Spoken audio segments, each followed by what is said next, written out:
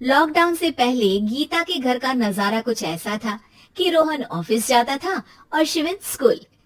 जिनके घर से जाने के बाद गीता काम खत्म करके बाकी समय आराम करती थी। लेकिन लॉकडाउन के बाद ऑफिस और स्कूल घर में ही खुल गए और इससे गीता का हाल वो तो आपको देखने में ही मजा आएगा। शिविन, ओ शिविन, महाराज उठने के लिए क्या 21 तोपों की सलामी लेंगे? अरे बिस्तर से बाहर निकल, ऑनलाइन क्लास स्टार्ट होने वाली है। अरे तुम भी हद करती हो, स्पीकर की तरह चिल्लाने की क्या जरूरत है? दिख नहीं रहा मेरी कॉन्फ्रेंस चल रही है। अब कैमरा और स्पीकर ऑन कर रहा हूँ, मुझे कोई शोर नहीं चाहिए। इस पर जैसे ही रोहन लैपटॉप का कैमरा और स्पीकर ऑन करता है, तभी कुकर की सीटी बजती है। करा लो अब इसे चुप। लॉकडाउन नहीं हुआ, मेरी मौत का फरमान जारी हो गया। दोनों बाप बेटे ने नाक में दम किया हुआ है। ऐसा बोलकर गीता वहां से शिविन के कमरे में पहुंच जाती है, जहां शिविन अभी भी सो रहा होता है। ओ आलसी, अब अगर 5 मिनट में नहीं उठाना तो आज तेरा गेम और यूट्यूब कैंसिल। माँ की बात सुनकर शिविन बिना 1 मिनट गंवाए उठ खड़ा होता है। उठ गया, अभी नहाकर भी आता हूँ। ये नाटक कहीं और, मुंह पर गीला कपड़ा मार और पढ़ने बैठ। शिविन की ऑनलाइन क्लास स्टार्ट हो जाती है, जिस पर गीता उसे वहां बिठाकर रसोई में चली जाती है। थोड़ी देर में उसे कमरे से कुछ आवाज सुनाई देती है, जिसे सुनकर वो कमरे में वापस आती है। हाय राम, तुझे क्लास अटेंड करने के लिए बोला था, कैमरा ऑफ करके बिस्तर पर नाचने के लिए नहीं बोला था। मम्मी मुझे कुछ समझ नहीं आ रहा, आप बाद में पढ़ा देना ना, वैसे भी अटेंडेंस तो लग ही गई है। हाँ हाँ बेटा, जरूर बन जा, तू अभी से हम सबका बाप बन जा। अरे नहीं मतलब कहाँ से लाते हो इतना दिमाग, और पढ़ाई करते हुए ये चला कहाँ जाता है? नाइस क्वेश्चन, दिमाग से पूछकर बता दूंगा। शिविन की बातों से परेशान होकर गीता उसे मारने के लिए जैसे ही आगे बढ़ती है, तभी वो कमरे से बाहर भाग जाता है।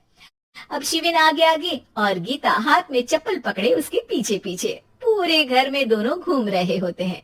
इसी बीच वो रोहन के पास पहुंच जाता है और शिविन को मारने वाली चप्पल रोहन के लैपटॉप पर जाकर गिरती है। ओए माँ! मम्मी, आप पापा को चप्पल मार रही हो? वो आज तक के रिपोर्टर, चुपचाप जाकर क्लास अटेंड कर ले, नहीं तो अगली तेरे पीछे लगेगी। इस पर शिविन वहां से चला जाता है, जिसके बाद रोहन गीता से कहता है, इस सर्कस के लिए कुछ बोलना चाहोगी? अरे क्या करूं, जब से तुम दोनों घर में रहने लगे हो, घर अपने आप ही सर्कस बन गया है और मैं तुम्हारी नौकर। कभी बेटी को संभालो तो कभी बाप के नखरे उठाओ। इन्हीं सब उथल पुथल में दिन बीतते रहते हैं, जिसमें हर रोज घर के अंदर कुछ नया सियप्पा खड़ा मिलता है, जो ज्यादातर शिविन और रोहन के ऑनलाइन स्कूल और ऑफिस से रिलेटेड ही होता है। एक सुबह, शिविन चलो उठ, आज की क्लास जल्दी है। कैमरा ऑफ करके आप अटेंड कर लो। अरे ऐसे छित्तर पड़ेंगे, दादी नानी सब एक साथ याद आ जाएंगी। गीता की लाख मशक्कतों के बाद क्लास तो खत्म हो जाती है, लेकिन उसके बाद शिविन फोन इस्तेमाल करते हुए इंस्टाग्राम रील बनाने लगता है। रसोड़े में कौन था? तुम थी, मैं थी, कौन था? कौन था? हाँ, मैं गरीब हूँ, मैं गरीब हूँ। अरे ओ गरीब के बेटे, आजा, मैं बनाती हूँ तुझे गरीब। मैं बताती हूँ रसोड़ी में कौन था। पढ़ाई करने बोलो तो इनकी माँ मर जाती है, और ये पागलपंतियां जितनी मर्जी करा लो। गीता शिविन को डांट रही होती है, तभी रोहन बीच में बोल पड़ता है। अरे बच्चा ही तो है, इतना गुस्सा क्यों कर रही हो? बेटे का साथ देने की इसी एक कोशिश में अब शिविन के साथ साथ रोहन भी गीता के गुस्से की सूली पर चढ़ जाता है। अगर बेटे पर इतना ही प्यार आ रहा है तो इसे क्लास अटेंड क्यों नहीं कराते, इसका होमवर्क क्यों नहीं कराते? उस समय तो बहुत जल्दी मीटिंग आ जाती है, वो काम मैं करूं और यहाँ इस बेफिजूल की चीज में तरफदारी करके बन जाओ महान। हे भगवान, कोई तो इनके ऑफिस और स्कूल खुलवाओ, मैं इन्हें और घर में नहीं सह सकती। अरे कुछ और मांग लेती, क्योंकि तुम्हारी ये विश इस साल तो पूरी होने से रही, कोरोना। हाय नास बेटे ने जिंदगी ही बर्बाद कर दी। खाए कोई पचाए कोई, कल मुझे चुन चुन कर सबको मेरी बद्दुआ लगेगी। उन्होंने दुनिया का और इन बाप बेटे दोनों ने मेरा जीना मुश्किल कर दिया। गीता वहां से चली जाती है, जिसके बाद रोहन शिविन से कहता है, अरे तुम्हारी मम्मी इतनी भड़की हुई क्यों है? आपकी वजह से पूरा समय घर में रहते हो और उस पर कोई काम कराने की जगह बस ऑर्डर देते रहते हो। अच्छा बेटे, सारा इल्जाम मुझ पर? पूरा दिन तो वो तुम पर ही चिल्लाती है। हाँ, मतलब दोनों का 50-50 है, कुछ करना पड़ेगा। वो कहते ना, make the best out of worst. I have an idea. वैसे तुम्हारी माँ सही कहती है, बहुत जुबान चलाने लगे हो, कम बोला करो। अगली सुबह रोहन और शिविन अपनी गलती को सुधारने के लिए गीता के उठने से पहले घर का आधा काम खत्म कर देते हैं, जिसे देखकर गीता खुश हो जाती है और फिर बाकी बचा काम वो तीनों मिलकर पूरा कर लेते हैं। जिसके बाद अब वो सब मिल बांट कर हर काम में एक दूसरे की मदद करते हुए लॉकडाउन का मजा लेने लगते हैं।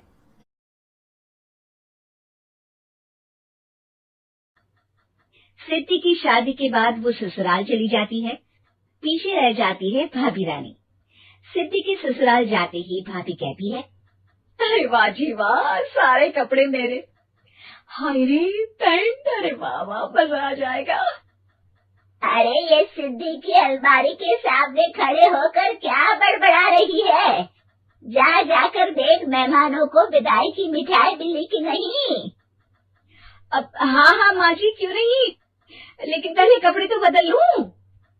अब रानी आ जाती है सिद्धि के उन कपड़ों में जो वो ससुराल जाने से पहले घर छोड़ जाती है। अरे रानी, कुछ दिन रुक जाती। अरे ये तो सिद्धि बिटिया को मैंने ही दिया था, बड़ा ही फबता था उस पर, तुझ पर तो कुछ खास नहीं लग रहा। अब वो ना, मेरे सारे कपड़े गीले थे तो सोचा पहन लूं। वैसे भी सिद्धि को कौन सा दिन पुराने आउटडेटेड कपड़ों को पहनना है। वैसे भी ये सूट तो मैंने तभी पहना था, वैसे खास है भी नहीं ये। हाँ हाँ ठीक है, लेकिन ना मेरी सिद्धि पर तो जमता था। सारे मेहमान चले जाते हैं और सिद्धि ससुराल से मायके पहली बार आती है। अपना घर, अपना कमरा, अपनी अलमारी। ये बोलकर जैसे ही सिद्धि अलमारी खोलती है तो सामने उसके कपड़ों की जगह कुछ और ही रखा होता है। माँ, ओ माँ, जरा कमरे में तो आना। सास और रानी वहां पहुंच जाते हैं। रानी ने पहनी होती है सिद्धि की जींस और टी शर्ट। अरे भाभी, ये क्या? ये तो मेरी बड़ी ही महंगी टी शर्ट है, इसे आपने घर में क्यों पहनी है? अरे बहुत मिलती है दीदी ये चौक की मार्केट में, 150 में। ओ भाभी प्लीज, ये एरोपोस्टल है, 2000 की एक टी शर्ट। ओहो, 2000 में तो दीदी 4 साड़ी आ जाए। अब क्या बोलूं भाभी, ये मेरी अलमारी में छोटू के कपड़े, तो मेरे कपड़े कहाँ है? मेरी अलमारी में? अब दीदी आपको कौन से पुराने कपड़े पहनने थे? माना भाभी, लेकिन मैं जब घर आती तो यही सब पहनती ना। अरे तुम तो बड़ी कंजूस हो दीदी। खैर वक्त आता है जब सिद्धि ससुराल के लिए रवाना हो रही होती है। अरे रानी, अंदर से सिद्धि का गिफ्ट ले आ, लड़की पहली बार ससुराल से मायके आई है। रानी अंदर जाती है और एक सिंपल सी साड़ी लेकर बाहर आ जाती है। ये लीजिए माँ जी। सास बेटी को गिफ्ट देकर ससुराल भेजती है। अगले दिन रानी एक सुंदर सी साड़ी पहनकर सामने आती है। अरे रानी, ये तो वो साड़ी है जो मैंने सिद्धि को देने के लिए दी थी जब वो ससुराल ले जाती, लेकिन ये तूने कैसे पहन ली? अरे माँ जी, ये साड़ी तो मुझे बहुत पहले से ही पसंद थी, लेकिन चिंता न करिए, मैंने सिद्धि के लिए भी अच्छी सी साड़ी दी है। हाँ। तभी सिद्धि का फोन आता है। क्या माँ, कुछ अच्छा तो दिया होता ससुराल ले जाने के लिए, अरे पहले दिखा दिया होता। ये चमकते हुए पैकेट में नौकरानी वाली साड़ी मत दिया करो माँ। अरे बेटे, वो तेरी भाभी ने ना गलती से उससे पैकेट बदल गया। हाँ, मैं कल ही तेरे भाई के हाथ से तेरा वाला पैकेट भेज दूंगी। अरे रहने दो माँ, आई एम श्योर भाभी ने अभी वही साड़ी पहनी होगी जो तुमने मेरे लिए रखी थी, तुम तो समझ नहीं पाई उनको।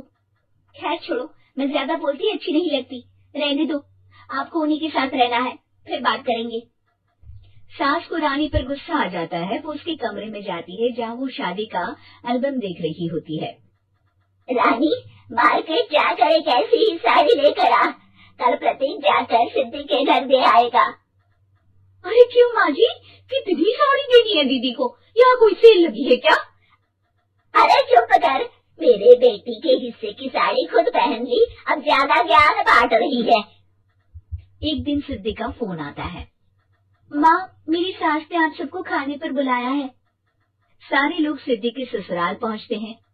खाना खाकर वो लोग निकल रहे होते हैं कि सिद्धि की सास सभी को गिफ्ट देती है। अरे बहन जी, बेटी के घर का खाना खा लिया, यही बहुत है, जो आप ऊपर से गिफ्ट भी दे रही है। अरे बहन जी, आप भी कहाँ इन बातों पर विश्वास कर रही है। सास सभी को गिफ्ट देती है, लेकिन रानी को जो साड़ी देती है वो अजीब सी हरे रंग की, लाल रंग की बड़ी छाप वाली होती है। अरे छी, ये कौन पहनेगा? सासू माँ को तो जरी वाली इतनी सुंदर, और मेरे लिए ये नौकरानी वाली। अरे भाभी, दरअसल मैं जब भी घर आती थी आप वापसी में ऐसी ही साड़ी देती थी ना, तो माँ ने सोचा कि आपको आपकी पसंद की ही साड़ी क्यों न दी जाए। बेचारी रानी, बोलती भी तो क्या। सिद्धि और सास रानी का चेहरा देखकर हंसने लगती है, तो रानी समझ जाती है कि अपने ही बिछाए जाल में वो फंस चुकी है।